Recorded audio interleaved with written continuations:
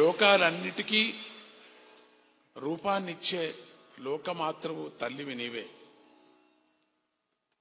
వర్ణాలు అక్షరాలు అన్నిటికీ శబ్దాన్నిచ్చే వర్ణమాతృకు నీవే.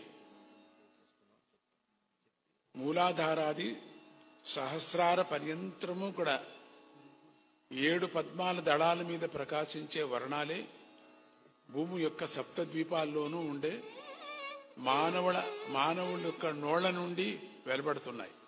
నోళ్ల నుండి వాటిలో 7 అక్షరాలు గానానికి భూమికగా ఉన్నాయి.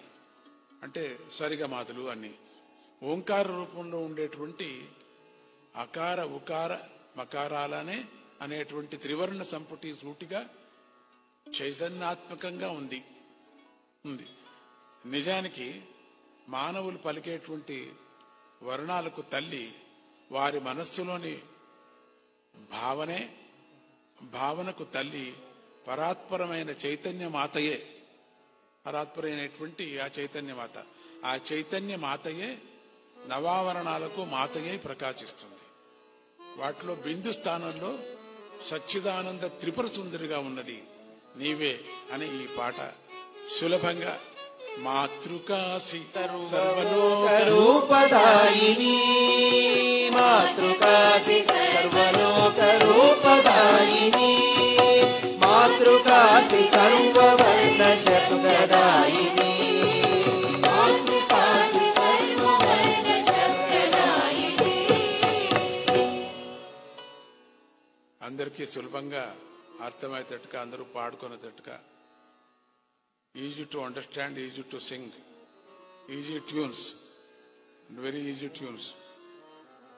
Because all the bhajans is like a Bhagavatam, all the bhajans like a Devi Bhagavatam, and all the bhajans like a Ramayana, all the bhajans is like a Bhagavatam, Mahabharatam, all the bhajans like a Upanishads, not necessary other books. You can go ahead only bhajans and with meaning. Then you understand everything. Swamiji given to everything in the bhajan. If you go simple bhajans, singing and also you go ahead meaning. Later on English version also coming to meaning, complete meaning.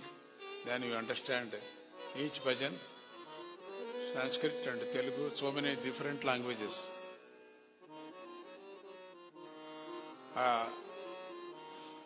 Mother Goddess, she is always kind enough, is giving to Jnanam and energy to you, and more understanding with Bhagavati and devotion.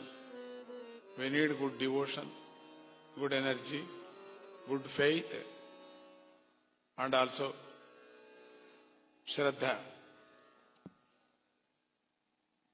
That is very important. So some people are always sleeping. Tama gunam. You must cut up. That's tama guna. మీరు నిద్రలో కూడా అమ్మవారిని అనుకుంటూ ఉంటే నిద్రలో కూడా కాలువలో కూడా అదే వచ్చేస్తుంది.